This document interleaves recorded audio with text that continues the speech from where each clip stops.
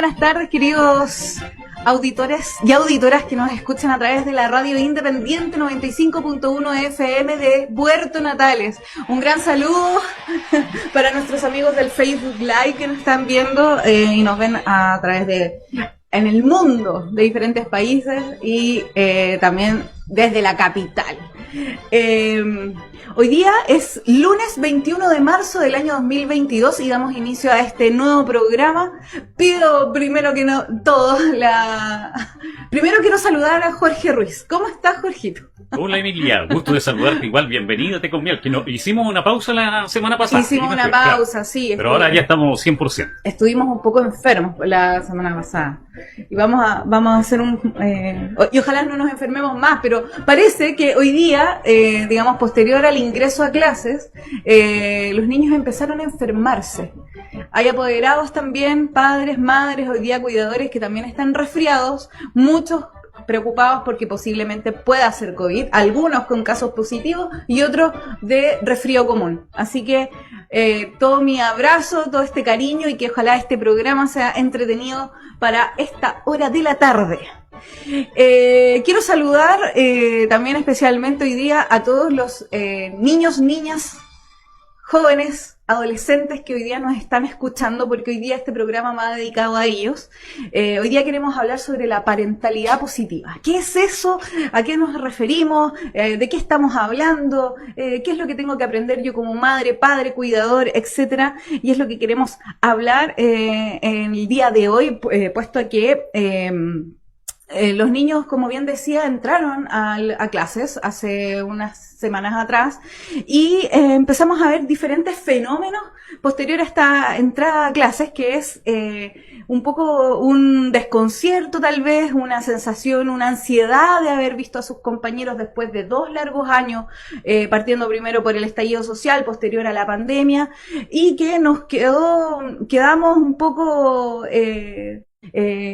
entenderlo desde esta mirada de la parentalidad positiva. Y para eso hoy día tenemos 2 grandes invitadas, 2 grandes amigas, a las que quiero mucho y respeto mucho profesionalmente. Me refiero a María José Truco. Ella es psicóloga clínica de la Universidad Adolfo Ibáñez. Tiene experiencia en trabajos con grupos vulnerables, trabajo en red, en programas de protección alrededor, en Chile en general, y acompañamiento a niños y niñas y adolescentes con trauma de desarrollo. Ella es diplomada en apego e intersubjetividad y diplomada en recursos pedagógicos para la docencia universitaria. Es decir, es una persona que nos puede hablar muy bien de esto y nos puede explicar también muy bien de este tema.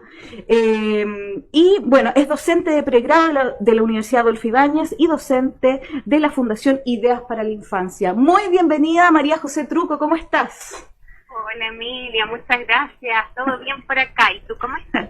Muy bien, gracias, María José. Primero que nada, preguntarte, ¿conoces Puerto Natales? ¿Conoces el sur austral de Chile? No he tenido el placer, pero está dentro de mi agenda futura para ojalá lo antes posible. Qué bueno, María José. María José, hoy día queremos hablar de parentalidad positiva, un poco sabiendo que los niños, niñas y adolescentes entraron nuevamente a clases presenciales y de alguna manera lo hemos visto a través ya sea de los medios de comunicación, por estas riñas callejeras, digamos en las malas noticias, y en las también, tal vez no tan buenas, pero que nos sorprenden un poco como este impacto nuevamente de la presencialidad, nuevamente el volver a verse presencialmente, y que de alguna manera algunos padres, madres han empezado a acudir a psicólogos, a especialistas para saber y entender un poco más qué les pasa a nuestros niños, niñas y adolescentes. Y nosotros queríamos abordarla a partir de la parentalidad positiva. María José, ¿qué es eso? ¿Qué es la parentalidad positiva? Mira, para entender a la parentalidad positiva tenemos que ir a lo mejor un poquito más atrás, ¿no? Y un poco para entender desde la historia. En la historia del mundo, la infancia ha sido muy poco visualizada. En general, como si nos vamos así bien para atrás, a los niños, antiguamente se les enseñaba a aprender a leer y escribir, y después cuando estaba eso listo vamos trabajando. Y si tú hablas con personas que hoy día tienen 80 años, 70 años incluso, te cuentan esto, que antes no había espacio para el colegio, la infancia estaba vista como los niños que eran pequeños adultos, ¿no? Que estaban como en proceso de convertirse en adultos, pero no había espacio para la niñez o para la infancia. Y entonces desde ahí empiezan a ocurrir distintos hitos históricos que empiezan a visualizar la infancia como un periodo que no es estos pequeños adultos, sino que es un periodo en sí, que es importante también visualizar y es importante como respetar, porque se daban cuenta también que los niños eran muy maltratados desde lo físico, desde lo psicológico. Entonces,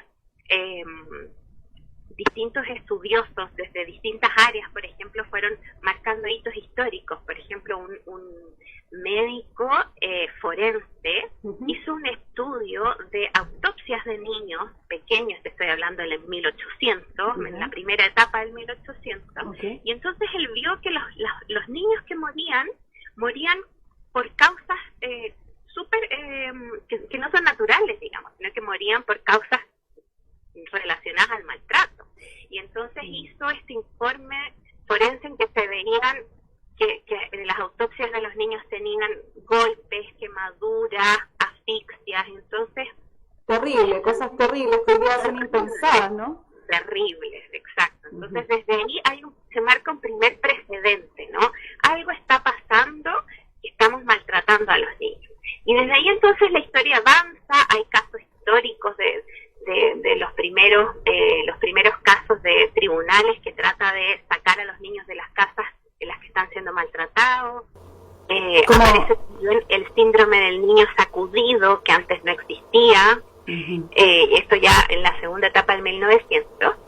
Y ya en el año 70, 1970 y algo, se produce como un primer simposio que se trabajaba como de la criminología en Francia, y ahí entonces se describe que maltratar a los niños es un delito, ¿sí? O sea, piensa todo el tiempo que pasó, ¿no? Mucho tiempo, mucho sufrimiento infantil. Los primeros antecedentes son desde el 1800, y recién al 1970 y algo se habla de que es un crimen maltratar a un niño. Y no estamos tan lejos del 1970, o sea, como que es algo como cercano a nuestra historia, ¿no? Sí. Y recién en el 1989 se crea la Convención de los Derechos del Niño, en que ahí entonces ya se habla de esta como política pública a nivel mundial de la protección de la infancia. Mira. ¿Sí? Y entonces desde poquito tiempo, muy poquito tiempo. Es poco tiempo si lo pensamos, claro, es súper poco tiempo. Entonces si lo pensamos desde ahí, parte como una sensibilidad hacia la infancia, y entonces ahí empiezan como los primeros estudios como psicológicos o psiquiátricos, y en estos estudios se empieza a ver que la infancia marca profundamente la vida, y todo aquel maltrato recibido genera a futuro en los adultos, genera psicopatología. Por lo tanto, recién en el año 2006, en un consejo europeo, se habla por primera vez de la parentalidad positiva. Y entonces en este consejo lo que se establece son los principios de la parentalidad positiva, que te los voy a contar en un ratito. Okay. Pero en el fondo, desde ahí, imagínate todo el tiempo que tuvo que pasar mucho tiempo que habláramos de la parentalidad positiva. Sí. Y en general, no sé si te ha pasado a ti, Emilia, tú que también trabajas ahí con infancia, cuando uno desde las anales que trata de sacar a los niños de las casas en las que están siendo maltratados, aparece el síndrome del niño sacudido, que antes no existía. Esto ya en la segunda etapa del 1900. Y ya en el año 70, 1970 y algo, se produce como un primer simposio que se trabajaba como de la criminología en Francia, y ahí entonces se describe que maltratar a los niños es un delito, ¿sí? O sea, piensa todo el tiempo que pasó, ¿no? Mucho tiempo, mucho sufrimiento infantil.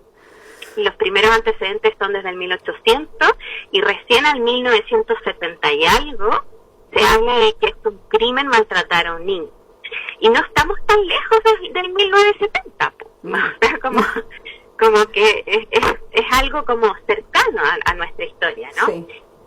Y recién en el 1989 se crea la Convención de los Derechos del Niño, en que ahí entonces ya se habla de esta como política pública a nivel mundial de la protección de la infancia. Mira. ¿Sí? Y entonces desde Poquito ahí, tiempo, muy poquito tiempo. es poco tiempo si lo pensamos, claro, es súper poco tiempo. Entonces si lo pensamos desde ahí, parte como una sensibilidad hacia la infancia, y entonces ahí empiezan como los primeros estudios como psicológicos o psiquiátricos, y en estos estudios se empieza a ver que la infancia marca profundamente la vida, y todo aquel maltrato recibido genera a futuro en los adultos, genera psicopatología. Por lo tanto, recién en el año 2006, Hace muy poquito. En un consejo europeo se habla por primera vez de la parentalidad positiva. Y entonces en este consejo lo que se establece son los principios de la parentalidad positiva, que te los voy a contar en un ratito. Okay. Pero en el fondo, desde ahí imagínate todo el tiempo que tuvo que pasar Mucho tiempo. que habláramos de la parentalidad positiva. Sí. Y en general, no sé si te ha pasado a ti, Emilia, tú que también trabajas ahí con infancia, cuando uno están constantemente tratando de ver cuáles son los límites, y entonces desde ahí, claro, podemos ir educando en los límites, pero no a través de los malos tratos, ¿sí? Vámonos con el 9, el principio número 9, que es: los conflictos se resuelven, pero sin violencia, o sea, conversando. No podemos a lo mejor frente a una transgresión o frente a un conflicto devolver un cachetazo, ¿no es cierto?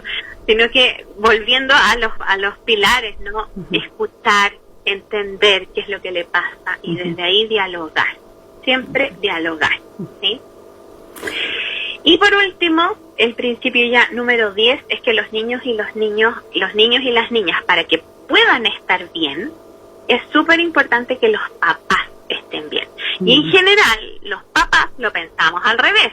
Mientras el niño esté bien, no importa que yo esté pésimo, ¿no? Sí. Pero los niños son súper sensibles, nos perciben, y además, como si estamos mal, nuestros niveles de estrés están sobrepasados, somos más propensos a explotar y a pegar.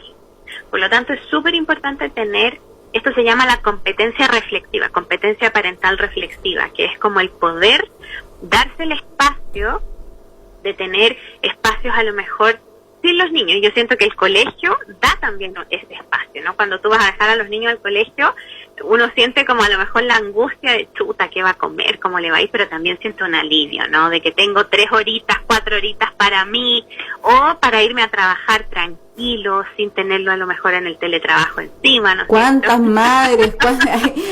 Los días que entraron a clase los niños, decía, por fin, y aparecía la foto del niño entrando a clase, ¿no? Al colegio. Anhelábamos este momento. Es verdad.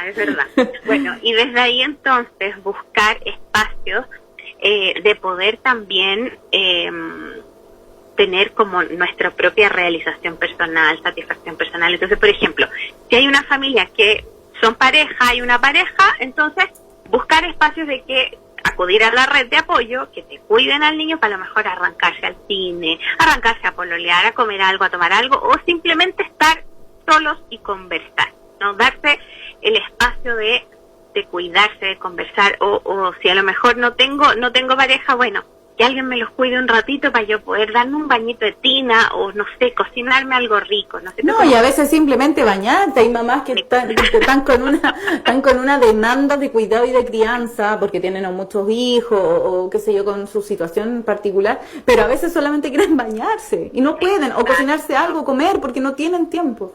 Exacto, entonces desde ahí, cuando uno está bien, tiene espacios de tranquilidad y de cuidado, llega al espacio de crianza, llega al espacio de cuidado mucho más tranquilo. Entonces, frente a lo mejor, estoy relajado, si no estoy así con un nivel de angustia y estrés tremendo, Porque en el fondo ya, pensemos en un caso que a lo mejor no es tan alejado de la gente. Tengo un día laboral espantoso, terrible, salió todo mal, nos falló un proyecto, qué sé yo. Llegamos pésima a la casa. El jefe me retó. Exacto, los niños nos perciben, son súper sensibles los niños. Y entonces también se pone nervioso, inquieto, y entonces empieza a dejar embarrado, empieza a saltar encima de uno, entonces uno empieza ya, pues córtala que estoy cansado. Entonces, enfrentarse a como con esa carga mental, enfrentarse a tener que hacer las tareas a lo mejor con un niño, por supuesto que hay mucha más propensión a que le gritemos, le peguemos, ¿no es cierto? Pero sí, tuvimos nuestro espacio de autocuidado, estamos súper tranquilos, descargamos estrés, llegamos al momento del reencuentro con los niños y llegamos mucho más tranquilos, mucho más abiertos a escucharlos, a mirarlos y a aguantar a lo mejor que esté un poquito más inquieto, ¿no es cierto? Tenemos más paciencia. Entonces, desde ahí es súper importante pensar que mientras nosotros los padres estemos bien, los niños tienen mucha mejor posibilidad de también estar bien. Y a veces no nos damos los espacios un poco por culpa o un poco porque también en el inconsciente colectivo está esta idea de la mamá perfecta, la mamá luchona, ¿no es cierto?, que se saca la mugre por sus hijos y que no se da los espacios para descansar y sobre todo en familias monoparentales, por ejemplo, mamás que se acuestan a la hora del queso, se levantan a la primera hora y son ahí las primeras. Está esta cosa de como a lo mejor admirar a ese tipo de mamás, ¿no? Y ese tipo de mamás lo único que está haciendo es llegar al límite del quemarse, ¿no? Del burnout que se llama, parental. Entonces, desde ahí, la parentalidad también permite ¿no? A los papás que también tenemos que darnos estos tiempos fuera de poder descansar. Tan necesario para poder estar mejor con nuestros hijos, con nuestros niños y finalmente el futuro, ¿no? Porque todo ese amor, todo ese cariño de alguna manera va a ser devuelto si lo hicimos bien. Finalmente ellos y ellas van a ser las que definan eso, ¿no? En el futuro. María José Truco, muchas gracias por esta instancia, por esta muy linda entrevista. Nos dejaste más que informados, ¿cierto? Hablando de la parentalidad positiva. Si alguien te está escuchando, quisiera seguir hablando contigo, tal vez pedirte una asesoría profesional, ¿dónde te encontramos, María José? Mira, hace poquito tiempo atrás me tuve que hacer un Instagram, porque en general me pasaba mucho. ¿Ya? Que me buscaban y yo no tenía, entonces me hice un Instagram que es ps.mjtruco, que es con 2C. mjtruco con 2C, perfecto. Exacto. Entonces ahí en Instagram me pueden escribir, yo estoy súper atenta a los mensajes. Perfecto. Y entonces, si es que no tienen Instagram, me pueden mandar un correo también, un correo electrónico. ¿Cuál es tu correo, María José? mj.truco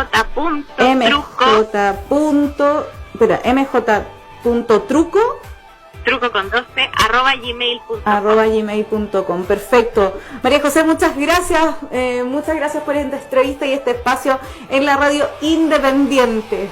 No, Emilia, gracias a ti por la invitación y para mí es súper importante transmitir este nuevo enfoque, ¿no es cierto? Así es que súper agradecida de poder darme este espacio de conversar y compartir. De seguro vamos a tener muchas más instancias para profundizar esto. Hoy día fue una introducción dentro de los tiempos que teníamos, ¿cierto? Pero esto es mucho más.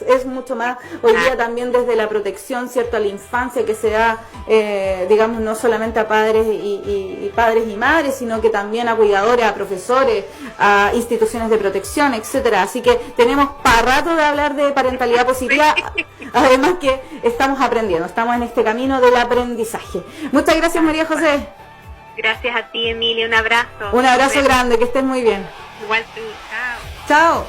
Son las 7 de la tarde, 27 minutos en la radio Independiente 95.1 FM y nos vamos a ir prontamente a una pausa comercial, pero yo quisiera primero saludar a nuestros queridos y queridas auspiciadoras que nos acompañan el día de hoy.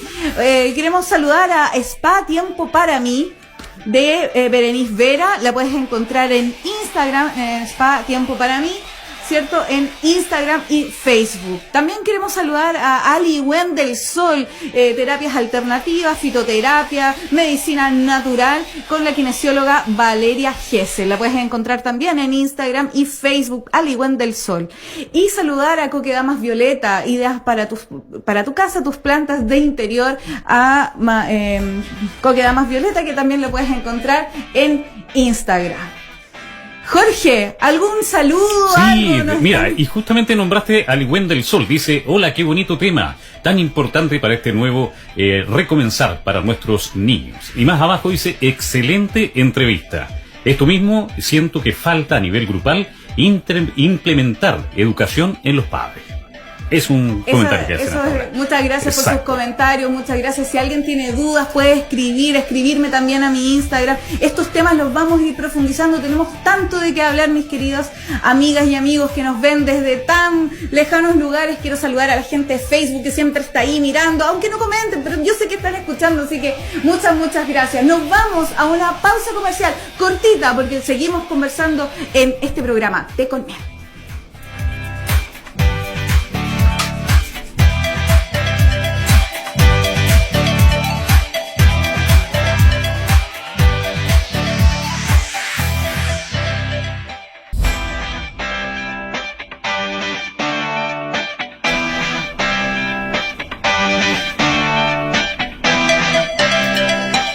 Estás en la compañía de Té con Miel, con la psicóloga Emilia Santander.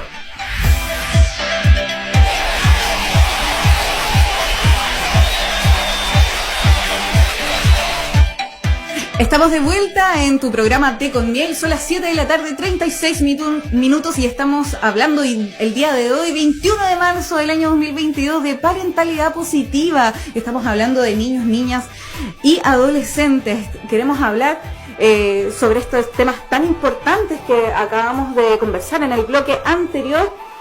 Y de alguna manera nos preguntamos si todo este mundo de la parentalidad positiva, todo esto lindo de alguna manera que se escucha tan bien, pero que en la práctica es tan difícil de llevar a cabo, si esto alguno de estos temas tiene alguna repercusión legal. ¿Hoy día es legal el buen trato hacia los niños? ¿Qué nos puede comentar? Y para eso tengo una gran invitada, una gran amiga, a quien respeto y admiro profundamente, profesionalmente también. Estamos hablando de María José Gask. Ella es psicóloga infantoparental, perito, mención en niños, niñas y adolescentes y familia, y además docente de la Fundación Ideas para la Infancia también, que hoy día han querido hacerse presente para hablar de estos temas tan importantes para hoy día para nuestra sociedad. María José, muy buenas tardes. ¿Cómo estás, chica? Muy bien, Cote. Muchas gracias por este espacio y esta entrevista. No, gracias a ustedes también por generar estos espacios tan buenos y tan positivos para que puedan llegar a todos los rincones y que no solamente quede en las aulas de clases de psicología o psiquiatría o de derecho, sino que llegue a cada rincón, que es el propósito que todos tenemos. Así que encantada, Emilia. Sí, María José, estaba leyendo tu currículum extenso. Oye, tú eres perito, es decir, tú estás ahí en tribunales de familia defendiendo casos de niños, ¿verdad? Sí, más que defender, y qué bueno que usa esa palabra para un poco también aclarar a la gente. En realidad acá el rol del perito judicial es evaluar a lo que en el fondo el juez dictamine que se tiene que hacer en base a un medio de prueba. Por lo tanto, mucho se usa, sobre todo con los peritos de parte, que se llaman, que son los peritos privados, que es mi caso, que se entiende y se malentiende, y con justa razón por todas las irregularidades que han ocurrido en los últimos años, de que fuese como que estamos realmente defendiendo una parte, cuando en efecto lo que nos convoca, y sobre todo en familia y hablando de niñas y adolescentes, es que nos debamos justamente a ellos. Por lo tanto, tiene que ser una evaluación, como toda evaluación, real, objetiva, neutra, y que no se cargue a ninguna de las partes sin perjuicio de quien nos esté contratando como peritos. María José, estábamos hablando anteriormente con una colega tuya de la Fundación Ideas para la Infancia, docente también, María José Truco, y estábamos hablando sobre la parentalidad positiva, y ella nos está enseñando sobre los principios, los pilares de la parentalidad. Pero hoy día, digamos, todo esto, nuestras auditoras, auditores nos escuchan, ¿cierto? Y en la práctica suena muy bonito, o sea, digamos, en el discurso suena muy bonito, en el papel debe quedar mucho mejor, pero hoy día tiene repercusiones el no ejercer el buen trato en los niños, legales me refiero. O sea, por supuesto, afortunadamente en Chile, desde que se ratificó la Convención de los Derechos del Niño, los niños cuentan, independientemente de lo que es la Declaración Universal de los Derechos Humanos, cuentan con lo que sería un listado, si uno lo quiere pensar como de una manera más sencilla, de derechos que deben de ser resguardados por parte del Estado. Por lo tanto, y dentro de ello está el derecho a tener una vida sana, a estar libre de ambientes violentos, para no caer en palabras tan técnicas, pero hoy en día no solamente tiene repercusiones legales el no ser bien tratado, sino que además es sancionado por nuestra legislatura el maltrato hacia niños, niñas y adolescentes, ya sea físico, psicológico o sexual. María José, cuando nosotros, porque uno podría pensar, ¿no?, que eso, claro, bueno, sí, maltratar a un niño puede ser legalmente, puede estar, digamos, va a haber un castigo, ¿no? Pero cuando de repente escuchamos al mismo juez, ¿cierto?, que habla del bien superior del niño o el interés superior del niño, ¿a qué realmente a qué es lo que apunta esa frase o, digamos, qué es lo que nos quieren decir a los padres cuando dicen, no, usted tiene que velar por el bien superior del niño? Mira, es muy interesante porque la verdad es que el concepto del interés superior del niño, niña o adolescente ha sido siempre algo que es un poco vago según la disciplina por donde se entiende. Entonces, si se lo pensamos desde el punto de vista legal, el interés superior del niño en la ley que crea los tribunales de familia se establece no solamente como el objetivo o el propósito de esta ley, sino que además la ley señala que es uno de los principios rectores por el cual los padres nos debemos regir, vivamos juntos o separados, es decir, es una regla que se aplica tanto a aquellos padres que son pareja como a aquellos que no lo son. Y ahí viene la pregunta que dices tú, ¿qué es realmente el interés superior del niño? Y ese es uno de los derechos que aparece en la Convención, acompañado del derecho a ser oído, pero el interés superior del niño es justamente garantizar que se cumplan y que no se vulneren los derechos de los niños, es decir, que ellos puedan gozar libremente de sus derechos conforme a las facultades que cada niño tiene, ¿no? Y ahí se desglosan una serie de aristas, a lo mejor si uno lo puede ver desde el punto de vista de la psicología, pero que plasmado a lo que sería ya llevar esto al ambiente familiar. Es muy importante tener en claro que cuando hablamos del interés superior, hacemos alusión a las necesidades que tienen los niños, niñas y adolescentes. Y naturalmente las necesidades de un niño de 3 años, por ejemplo, no son las mismas que las de un niño de 9 años.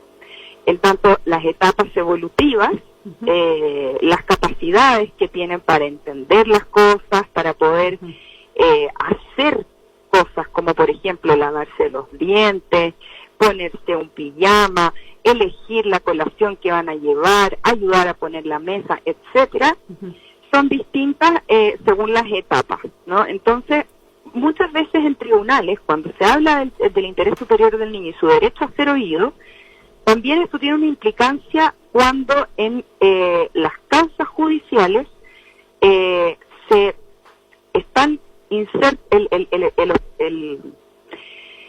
la causa gira en torno a algo que ha ocurrido con algún niño o niña, ya o adolescente. Es decir, cuando tenemos, porque también en los tribunales de familia se ven asuntos como, por ejemplo, violencia intrafamiliar, en donde podemos estar hablando de 2 adultos.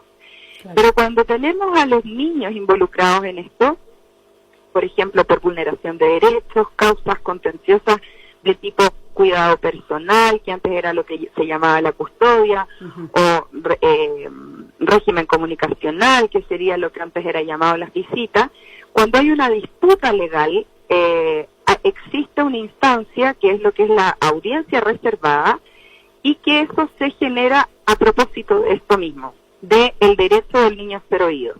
Entonces, es ahí donde tenemos una suerte de caja negra, donde tampoco hay escrutinio alguno de lo que ocurra adentro, pero que se presume que dentro de esto está la figura de un curador, que sería el abogado del niño, ¿no? Y que lo va a acompañar para que preste declaración al juez o jueza respecto de la causa que está en tramitación en ese momento, por ejemplo, particularmente en la etapa de juicio oral.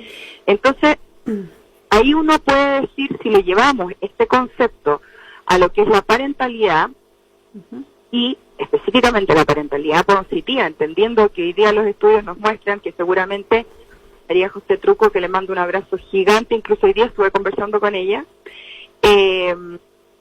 tenemos ahí un abanico de posibilidades dentro de lo que uno puede decir, a ver, ¿qué será el derecho a ser oído? Mi hijo puede opinar. Sí, mi hijo puede opinar. ¿Significa que lo que mi hijo opine es aquello que yo debo hacer? Eso muchas veces a mí me ocurre en la consulta, cuando trabajo con papás y mamás, y tocamos estos temas cuando estamos en todo lo que es la parte de psicoeducación, mostrando, como les comentó María José, seguramente con los pilares de la parentalidad positiva, de cómo es importante resguardar estos derechos, ¿no?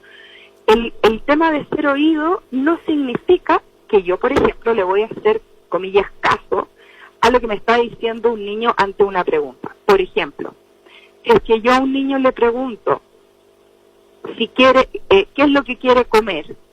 Si un niño tiene 5 años, lo más probable es que su respuesta va a estar en función a sus gustos, y a lo mejor nos va a decir, quiero comer pollo con papas fritas, y el día siguiente nos puede decir lo mismo. Eso no significa que estamos con eso resguardando el interés superior.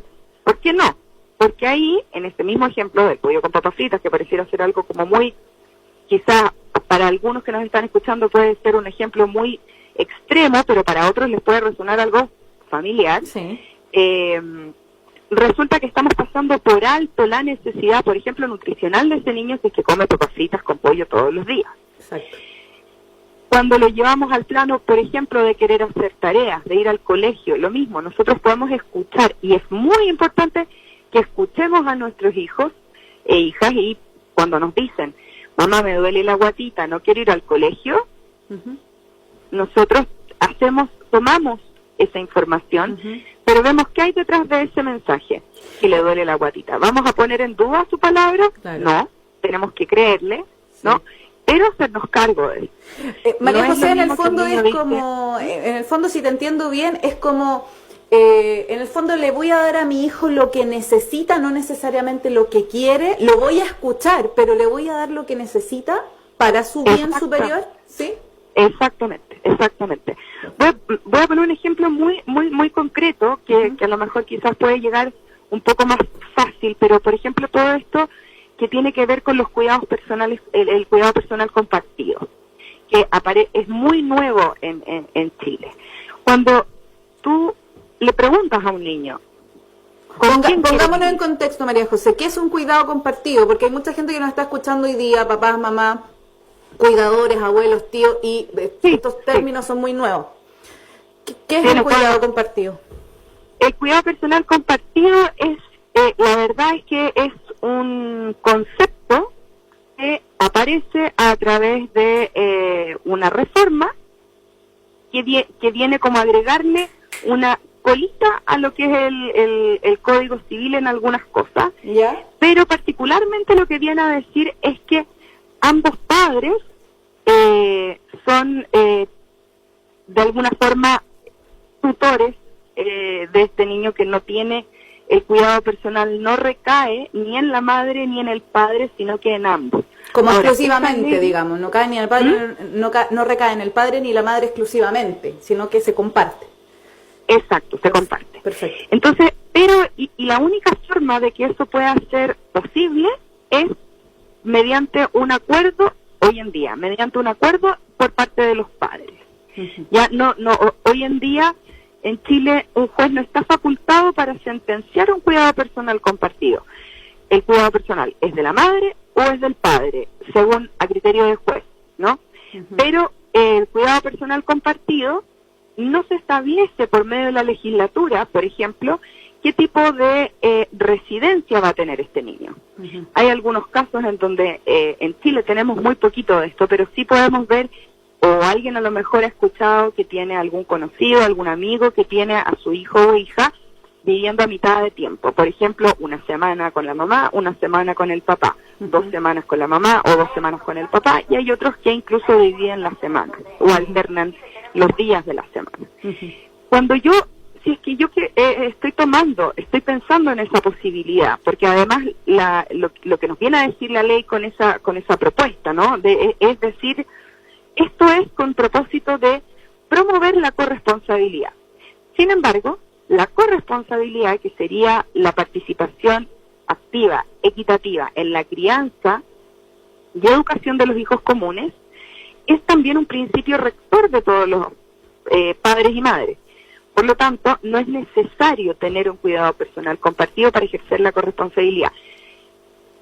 La invitación a la corresponsabilidad o el deber a la corresponsabilidad o coparentalidad es algo transversal y que debiese ser promovido en todo momento. Mira qué importante lo que nos dices, María José, mira qué importante lo que dices, porque mucha gente cree que por el hecho de quien tenga, digamos, donde viva el niño, en la casa que viva, no necesariamente que esté regulado, sino que donde vive, porque tiene las circunstancias para que viva el niño ahí, etcétera, el otro padre se desentiende, el otro padre o madre se desentiende, ¿no? Pero qué importante lo que dice.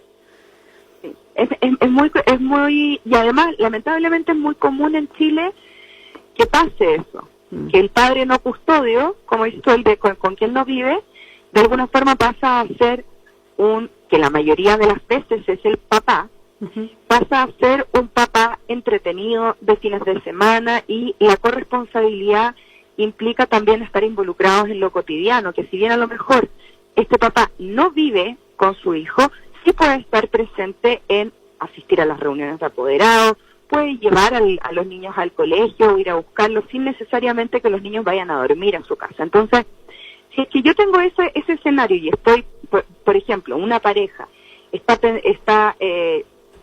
está separando y están pensando en compartir el tiempo y no saben cómo, todavía no han pensado en la posibilidad de buscar una asesoría profesional, por ejemplo, que los oriente respecto de qué es lo mejor, porque muchas veces los papás y mamás, y lo digo incluso como madre, no como psicóloga, necesitamos, aunque hayamos pasado por títulos, postítulos, por diplomados, magíster, lo que sea, necesitamos un externo que sea experto en la materia para que nos pueda decir lo que necesitan nuestros hijos, porque muchas veces nos podemos ver obstaculizados. Entonces, en este mismo ejemplo de un cuidado personal compartido, si yo tomo un niño de 3 años, o de 4, o 5 años, o 7, 8, incluso más grande, y le pregunto a ese niño con sus papás que se están recién separando, ¿cómo te gustaría vivir? ¿Te gustaría vivir con la mamá, con el papá, con los dos, un día con cada uno? ¿Cómo te gustaría? Y ahí a lo mejor yo podría estar pensando que estoy aplicando el criterio del derecho a ser oído, ¿no? Y el interés superior. Pero acá se nos pueden tropezar ambos conceptos, porque a lo mejor ese niño en particular es altamente probable que nos diga que quiere vivir con los dos, porque los niños generalmente quieren vivir con los dos, sobre todo cuando están viviendo la separación de sus padres. Pero ahí yo me tengo que preguntar, ¿es esa respuesta la necesidad de este niño? Porque ¿qué nos tienden a decir, por ejemplo, el interés superior, que significa garantizar que el niño pueda gozar plenamente sus derechos? ¿Derecho a vivir en familia? Sí. ¿Es una familia monoparental excluyente de la familia tradicional o dicho de otra forma, ¿es una familia monoparental algo que vaya a generar un perjuicio en el niño? No necesariamente.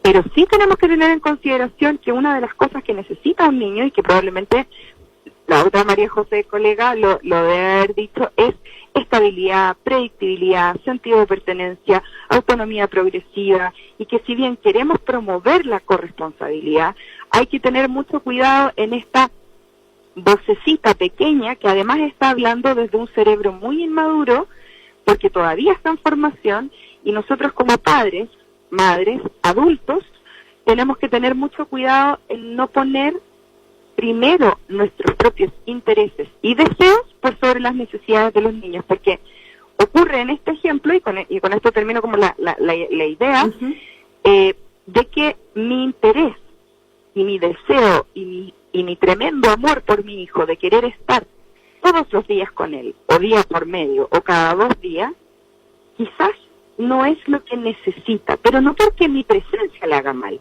sino que porque a lo mejor yo como padre o madre no custodio, podría llevarlo al colegio o al jardín todos los días, podría además un día fijo quedarse a dormir conmigo toda la semana, podría ser que un fin de semana por medio se fuera de jueves y directo al lunes, o sea, incluso un fin de semana más que largo, y poder así promover corresponsabilidad, pero vamos a tener un niño, sobre todo en primera instancia, que va a tener estabilidad, va a tener sentido de pertenencia, y no porque no viva con uno, lo va a querer menos, o el vínculo no va a ser bueno, o no va a ser viable la parentalidad positiva. Muy por el contrario, acá el rol de los adultos es primordial para poder desplegar este principio rector, que en el fondo la ley nos viene a decir, usted, mamá, papá, tiene 2 deberes: velar por el interés superior de su hijo y ejercer corresponsabilidad. Pero también lo deja vago, también lo deja muy en el aire, sin bajar esta información, para que los padres, como tú dices, Emilia, puedan realmente adherir a esta idea y entender que a lo mejor conceptos muy rimbombantes como el interés superior o la corresponsabilidad, qué es lo que son, y ojalá, y hablo a título personal y también desde la Fundación, podamos incorporar esas palabras y que sean palabras dentro de nuestro lenguaje como madres y padres, entendiendo que todo va hacia el interés superior, que es un poco, podría parecer un poco redundante, pero que va hacia el interés superior, en donde el norte es el niño o niña. Eso no significa que nosotros vamos a hacer todo lo que el niño o niña quiera, ¿no? Sino que vamos a responder a sus necesidades. Sí, qué importante lo que dice María José. ¿Y cómo lograr, digamos, esta corresponsabilidad? ¿Cómo lograr,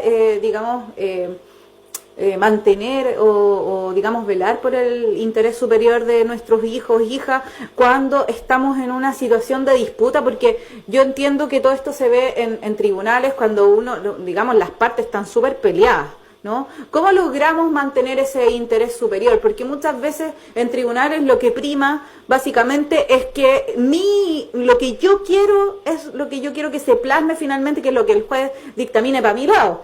Finalmente, es lo que piensan muchos, ¿no? ¿Cómo en un momento de separación o en un momento de, digamos, de estar enojado con el papá de mi hijo, con la mamá de mi hijo, ¿cierto? Podamos velar por ese bien superior. ¿Cómo lo conseguimos?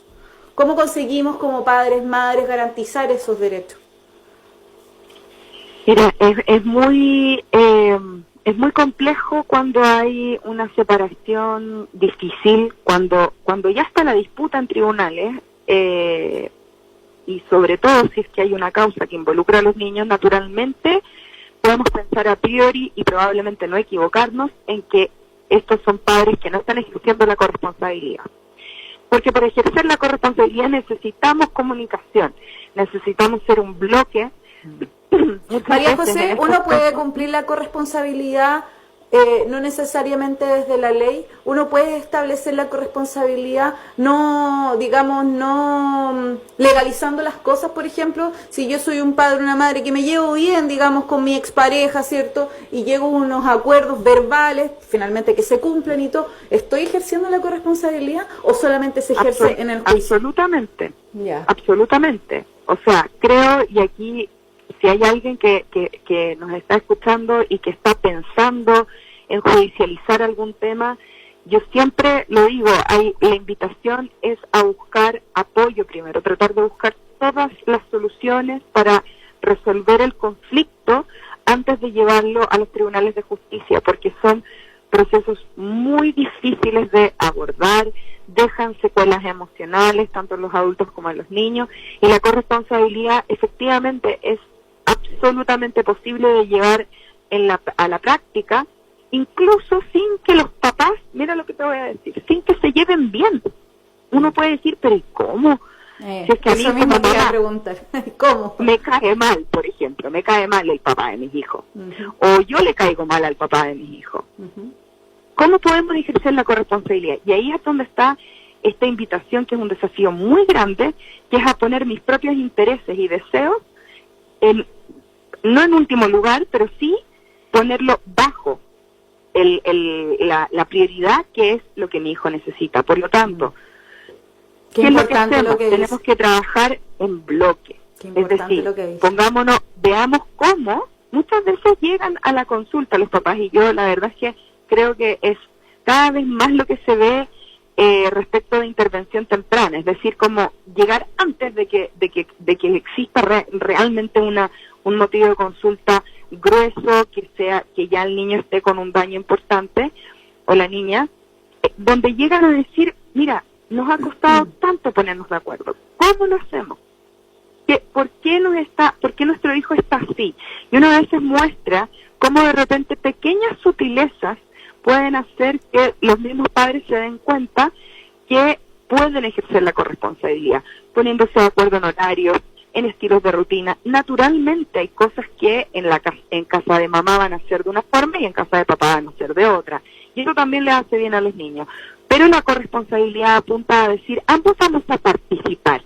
Es decir, ¿qué pasa si mi hijo o mi hija tiene una prueba? Yo como mamá lo sé, y yo como papá también lo debiese saber, y si yo como papá estoy un día de la semana con mi hija o mi hijo que tiene prueba, y justo le toca que es al día siguiente, mamá, papá, si usted tenía planificado ver una película de Disney con cabritas acostado en la cama regaloneando, lo tiene que a lo mejor posponer para el fin de semana o para otro momento, porque parte de ser mamá o papá, y vamos o no con nuestro hijo, es también hacer esta parte un poco más fome, pero que ambos tenemos que estar en la misma sintonía.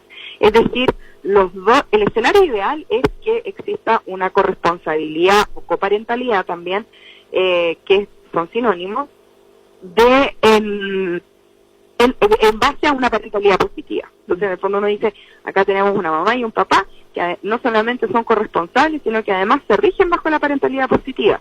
Porque podría ser, por ejemplo, que exista una mamá y un papá que sean, comillas, corresponsables, o ambos partícipes de la crianza y educación de los hijos comunes, y resulta ser que ambos son maltratadores.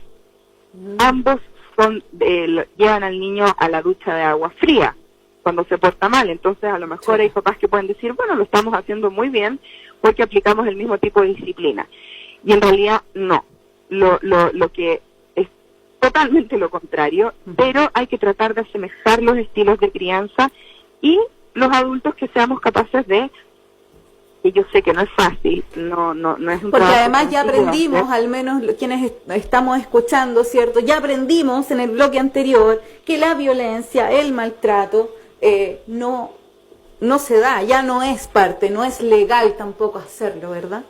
Además que causa mucho daño. Genera mucho daño, se van a repetir los patrones. Muchas veces estas causas que hay en familia, hay un grupo importante, desconozco las cifras, así que no quiero tirarme con ningún número ni para arriba ni para abajo, pero hay un número importante que son causas que finalmente es un muñequeo entre la mamá y el papá, donde finalmente el hijo o hija pasa a ser una suerte de moneda de cambio. Y eso también es un tipo de violencia. Si nosotros estamos instrumentalizando al niño o niña, diciendo, por ejemplo, es que si no me depositas la pensión, yo no te dejo ver a nuestro hijo, con eso, ¿yo qué estoy haciendo? Estoy diciendo, en palabras como a propósito de los derechos, estoy diciendo, si es que tú no cumples con tu deber, que es un derecho de mi hijo, yo voy a coartarle a nuestro hijo otro derecho. Y eso no es posible. Sí, los niños no pueden ser y de ahí el concepto de que los niños no son un objeto de derecho, son sujetos de derecho. Es decir, los derechos son de ellos y los padres no tenemos soberanía y potestad por sobre los derechos de ellos. Mira, porque hoy día todo esto se piensa desde el punto de vista como que en realidad es la única forma, porque muchas, sobre todo mujeres lo plantean así, ¿no? Es la única forma que tengo yo de que el padre de mis hijos, o la madre de mis hijos, ¿cierto?, que no me paga la pensión, lo haga. Es como una forma de, lo que tú bien dices, pues es un estilo de castigo de alguna manera, para que reaccione. Ahora, yo siempre lo digo y lo recalco muy bien, sobre todo cuando recuerdo el año pasado haber estado con una, también representando a FIPI con una abogada de familia, que no la voy a nombrar para no hacerle publicidad, porque para que no crean que estoy haciendo publicidad a abogados, pero que era el tema de la no judicialización de los niños, niñas y adolescentes. Y una de las primeras cosas que hay que tener en consideración es decir que, claro, esto es difícil, es muy complejo para un niño pasar por un proceso judicial, pero también a veces es necesario, porque nuestro deber como madres y padres es velar por el interés superior. Y si, por ejemplo, tenemos un papá que no está pagando la pensión o una mamá que no está cumpliendo con permitir que el padre de sus hijos los vea, eso es algo que, o peor, o también el escenario de que vemos que a nuestros hijos le están vulnerando sus derechos en la casa de alguno de los dos progenitores u otro o un tercero, nuestro deber también, y por eso también nosotros tenemos lo que es la patria potestad de los niños, madre y padre, salvo que se haya legalizado, y ahí no quiero seguir como metiendo tanto el lenguaje de derecho, pero acá nosotros tenemos que actuar a nombre de ellos. Es decir, si el padre o madre que paga pensión de alimentos no está cumpliendo, nosotros tenemos que hablar a nombre de nuestro hijo, y si es necesario dar inicio a una acción legal como una demanda, pues hay que hacerlo. Es lo mismo que le pasa a las mamás cuando hablo mamás, no es que sea una visión anacrónica de la maternidad, pero la realidad en Chile todavía es que los niños viven más con la mamá y que el padre no custodia es el papá. Y las madres a veces se ven muy obstaculizadas y con temor o resquemor de, por ejemplo, solicitar el reajuste de la pensión. Sí, estamos hablando con María José Gas, que ella es psicóloga infantoparental y perito judicial de niños, niñas y adolescentes, y estamos hablando hoy día del bien superior de los niños. María José, disculpa que te haya interrumpido, pero era para poder continuar y que la gente te vaya conociendo, ¿cierto? Y que en caso de tener alguna duda, ¿cierto?, puedan también solicitar tu asesoría. Entonces, lo que te estaba comentando era que de repente hay un poco de temor por parte de los padres de como alzar la voz, en el buen sentido, de los derechos de sus hijos. Entonces, por ejemplo, encontramos escenarios de mamás que les da miedo, por ejemplo, o no quieren, para evitar un conflicto, solicitar que se haga el reajuste de la pensión. Las pensiones de alimentos, en su gran mayoría, si no todas, vienen con reajuste, ya sea por IPC o por ingresos mínimos remuneracionales. Y hay veces que quien paga la pensión lo olvida o intencionalmente no lo hace del reajustar, que es lo mismo que ocurre con todo lo que compramos y los sueldos, todo ese reajuste. Y por eso existe el reajuste por IPC, que sea semestral o anual, y a las madres les da como un resquemor y dicen, no, es que no quiero. Y ahí uno dice, pero a ver, este dinero que a lo mejor está en deuda, ¿de quién es? ¿Es de la madre o es de los niños? Y es de los niños. Por eso tenemos que empezar a tener una mirada en donde tratemos de alejarnos de esta mirada tan adultista que tantos años lleva, tampoco caer en una suerte de niñocracia. Esto no se trata, como conversábamos hace un rato, de decir, escuchar la voz del niño es hacer todo lo que él dice. No. Si el niño dice, no quiero saludar porque me cae mal, podemos entender que le cae mal, podemos escucharlo y podemos incluso, o sea, no solamente podemos, es nuestro deber indagar respetuosamente del por qué nos está diciendo que no quiere saludar a una tía, a un tío, a un familiar, pero no por eso vamos a decir, ay, que el niño no saluda. Claro. No, parte de lo que nosotros tenemos que hacer es educar, guiar. ¿Por qué? Porque el interés superior de ese niño es también el derecho a ser criado bajo premisas que promuevan salud mental, que sea un niño que pueda crecer no bajo un estilo parental autoritario, punitivo, de decir saludas a la tía inmediatamente, no sea falta de respeto. No, porque no lo vamos a avergonzar, sobre todo si estamos hablando de un preescolar. Pero sí es importante que nosotros vayamos enseñando a los niños normas sociales, independientemente de si le cae bien o le cae mal. Después podemos conversar y decirle y contarle, darle como yo de repente le digo a los papás, hagámosle una bienvenida al mundo, diciéndole, hijo, hija, te vas a topar muchas veces con gente que te cae mal, sí, pero eso no quiere decir que no vamos a saludar, no vamos a dar las gracias, no vamos a pedir permiso, no vamos a pedir perdón. Claro, finalmente estamos educando, ¿cierto? Y estamos moldeando un poco la conducta de nuestros hijos.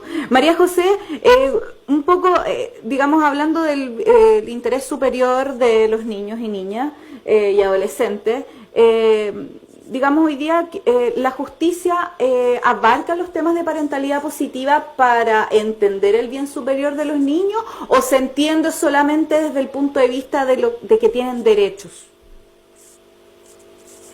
A ver, yo creo que hoy día cada vez más está entrando, creo que nos falta mucho, creo que todavía como país, estoy hablando como país, falta mucho todavía transitar para poder realmente, sin ir más lejos. Desde el 2015 tenemos en tabla la Ley de Garantías y Derechos a la Niñez y todavía no está aprobado, y la disputa, las discusiones son realmente de hilar muy fino, y se ha postergado. Entonces nos falta, de alguna forma nos faltan mecanismos de acción que puedan garantizar que los niños puedan gozar libremente de sus derechos y que sus padres se rijan por la parentalidad positiva. Todavía hay muchos adultos, incluso jóvenes, que encuentran que la parentalidad positiva es una moda, es dejar que los niños hagan todo, cuando en realidad está muy lejos de eso, porque tal como te decía, los niños necesitan normas, límites. También se postula la idea de que los niños sí tienen que entender que las acciones, comillas, malas, tienen consecuencias, que no es lo mismo que el castigo clásico, pero sí en el fondo una suerte, comillas, de sanción. Pero en tribunales, claro, uno puede ver que hoy día, dentro de lo que es la academia judicial, hay psicólogos que están formando jueces desde este paradigma que en realidad se nutre de teorías que están científicamente o que están avaladas por la comunidad científica, pero también hay estudios en neurociencias afectivas. Es decir, esto no es un invento, no es una moda, no es un estilo, pero si tú me preguntas si en tribunales las sentencias, por ejemplo, o la forma de cómo se lleva a cabo ¿está basada en la parentalidad positiva hoy día? No. Yo creo que no en un 100%. Creo que en el fondo falta todavía. Falta. Se piden como prueba, cuando se pide como prueba pericial la evaluación de competencias parentales, hoy por hoy yo te diría que la mayoría de los psicólogos evalúan desde esa óptica, desde la óptica de evaluar competencias parentales, entendiendo para tales efectos que sean competencias que respondan a un estilo de parentalidad positiva. Es decir, yo voy a decir, esta madre o este padre, por ejemplo, tiene levemente descendida la competencia X, eso ese criterio va a ser en base a lo que es la parentalidad positiva, que como María José Truco les debe haber dicho, está más que visto, revisado en otros países, en Europa, aparte como política pública. En Chile recién llega el 2012, entonces tenemos eso muy en pañales. Sí, porque da la impresión, María José, disculpa que te interrumpa, pero es un poco para ir también cerrando el tema. Da la impresión de que cuando uno habla de parentalidad positiva, que además es todo muy nuevo, ¿cierto? Nosotros, todos los auditores que nos están escuchando, todo es muy reciente, pero más encima cuando lo llevamos a la práctica en lo legal, ¿cierto? Pareciera que cuando se habla de competencias parentales o marentales, se está poniendo al individuo persona, padre, madre, como en tela de juicio, ¿no? En vez de entender que la parentalidad, o al menos lo que entendíamos del bloque anterior, era que también, para que el niño esté bien, también los padres y las madres tienen que estar bien. Y parece que eso en los juicios no se entiende, porque uno, como que pareciera que como que el juicio está en el padre o en la madre y se está ejerciendo o no bien su rol de padre y madre. Pero no va más allá de eso. Y pareciera ser, al menos lo que se entendió de la parentalidad positiva, que es mucho más amplio que eso. Es muchísimo más amplio, porque además se entiende desde un punto de vista, yo creo que hoy día también tenemos que empezar a incorporar en el lenguaje la idea de parentalidades, ¿ya? De no con un propósito de decir, bueno, todos criamos distinto, no, porque efectivamente existen los principios de la parentalidad positiva, los 10 principios, y existen también lineamientos teóricos que nos dicen claramente, no hay grises, en el fondo hay cosas que salen que eso no es.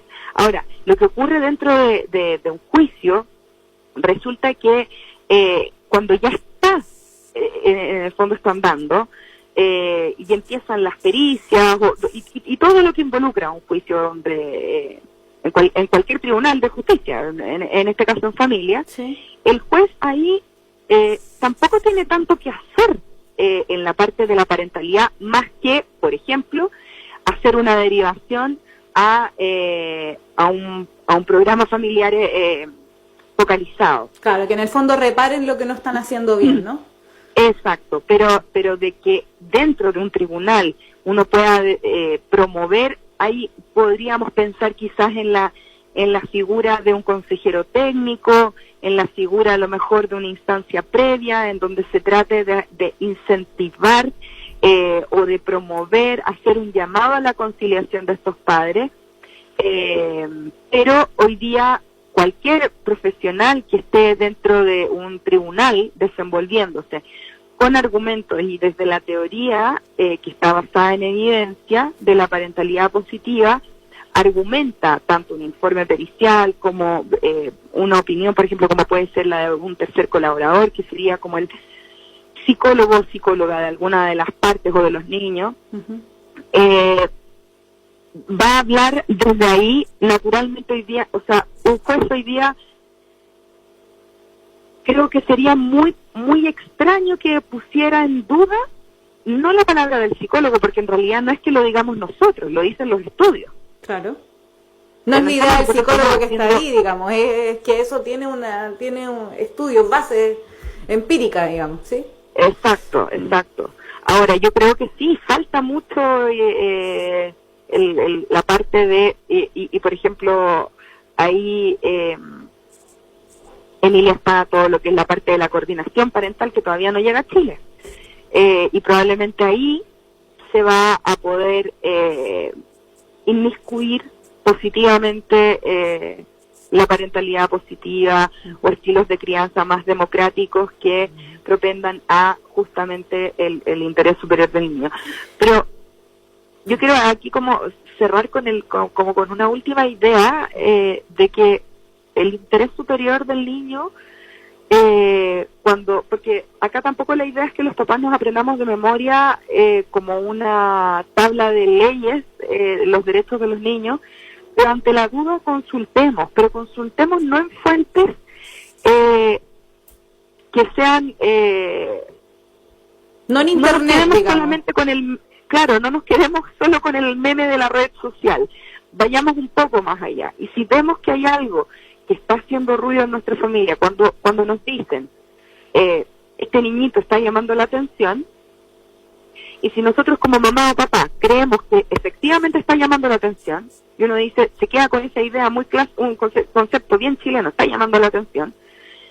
Si eso está pasando, bueno, a lo mejor pidamos ayuda, porque quizás este llamado de atención es porque efectivamente sí necesita atención. Y la mayoría de las veces son los padres los que más necesitamos la atención en materia de crianza. Sí. Pero María José, alguien que te esté escuchando, alguien que le interesa, porque esto además de salir ahora en vivo en Puerto Natales, ¿cierto? Va a quedar en el Facebook, luego se sube un podcast, ¿cierto? Y esto queda en el tiempo y la gente va escuchando con el tiempo y a veces dice, pucha, ¿sabes qué me interesa esto? Necesito asesoría. En realidad me di cuenta que tengo un problema, acá quisiera una asesoría desde esta mirada, ¿cierto? Porque yo le quiero hacer bien a mi hijo, a mi hija, ¿verdad? ¿Dónde te podemos ubicar, María José?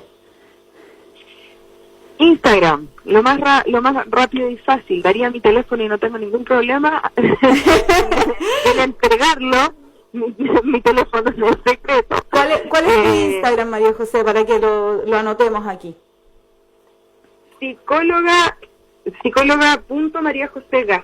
Déjame corroborártelo porque la verdad es que a veces me confundo, pero es psicóloga. ¿Ya? Psicóloga.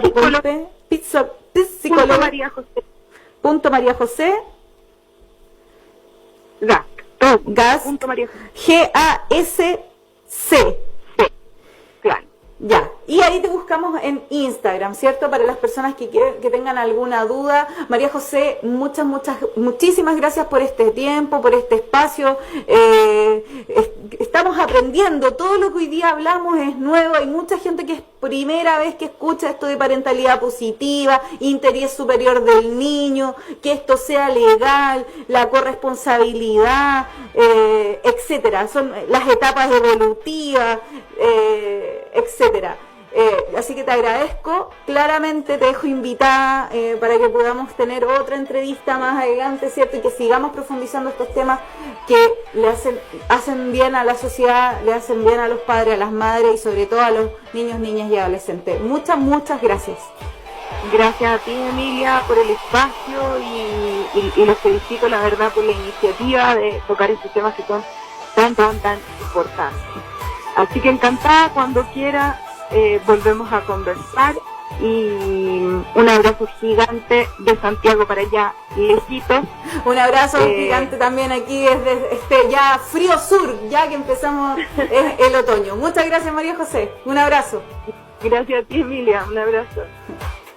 Son las 8 de la tarde, 21 minutos. Hemos tenido un programa para mí realmente importante, hablando de temas nuevos, parentalidad positiva, infancia feliz, buen trato, tantos conceptos hoy día que hemos tocado, que los tocamos a veces solamente una pincelada, pero esto es mucho más profundo. Realmente hoy día hay un movimiento que se está dedicando, psicólogos, asistentes sociales, abogados, jueces, que estamos intentando que la infancia en nuestro país pueda ser reivindicada, pueda ser escuchada y por sobre todo sea bien tratada.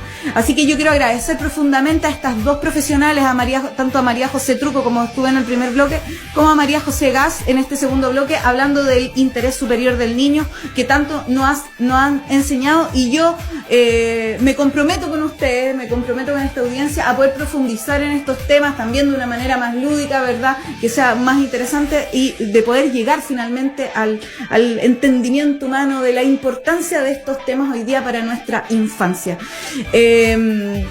No sé si hay más saludos, Jorge.